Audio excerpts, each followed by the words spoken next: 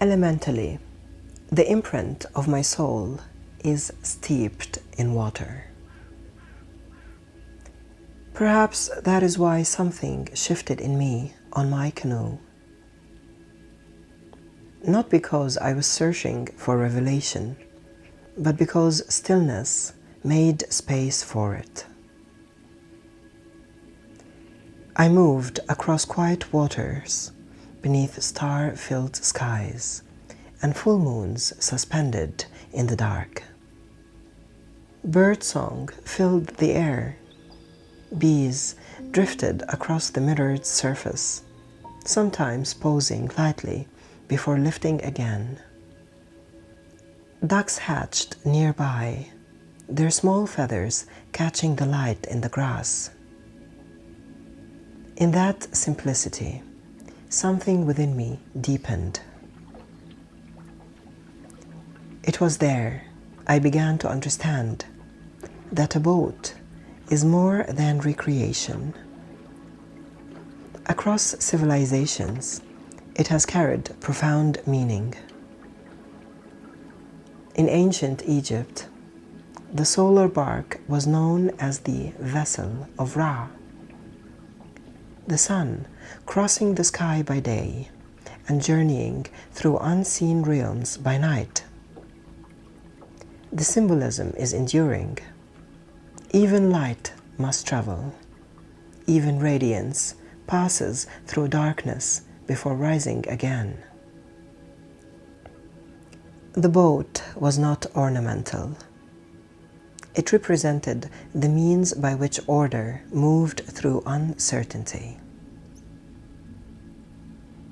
Funerary boats carried a similar message. They symbolized transition, the soul crossing from one state of being to another. Water was understood as the primordial expanse, the formless field from which life emerges. To cross it required form, direction, and structure. Without these, there is dissolution. With them, there is passage. In temple ceremonies, sacred boats bore the images of the gods in procession. Divinity was understood as living and dynamic, present in movement, not frozen in abstraction. The boat became a symbol of initiation, of presence carried through the world. Philosophically, the image remains relevant. Water represents depth, uncertainty, the unknown. The boat represents passage, orientation, awareness, and discipline. To navigate is not to escape depth, but to move through it with reverent steadiness. When I step into my canoe, I am reminded of this quiet teaching. The hull is thin. The wind is not mine to command. The current does not adjust to my preference. Yet within that reality, clarity emerges, a beauty born of surrender. Align intention, steady the hand, work with forces larger than oneself without losing center. Over time, the boat has become a teacher. It has shown me that growth is rhythmic, that periods of darkness are not failure, but necessary passage. That transformation does not require spectacle. It asks for withdrawal and attention. I do not go onto the water to withdraw from life.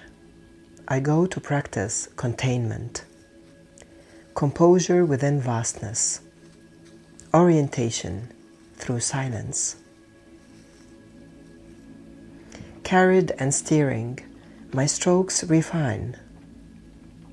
The ancient symbols endure because they speak to something enduring within us.